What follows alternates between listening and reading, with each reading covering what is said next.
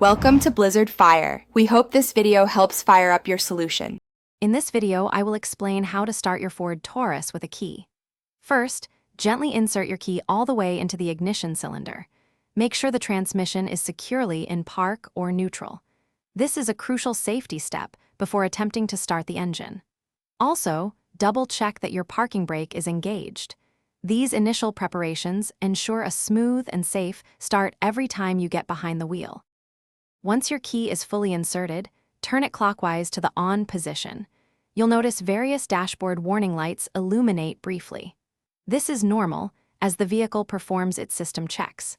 Give it a few seconds for these checks to complete.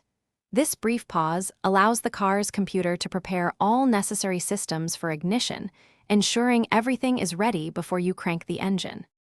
After the system checks, continue turning the key clockwise to the start position. You'll hear the engine crank. As soon as the engine starts and runs smoothly, immediately release the key.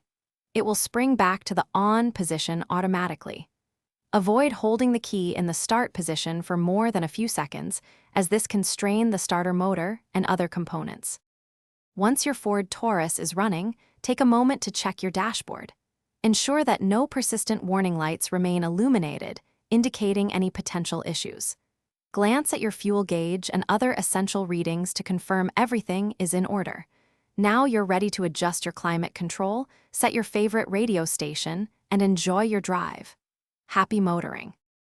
Thanks for watching. If you found this helpful, don't forget to like and subscribe.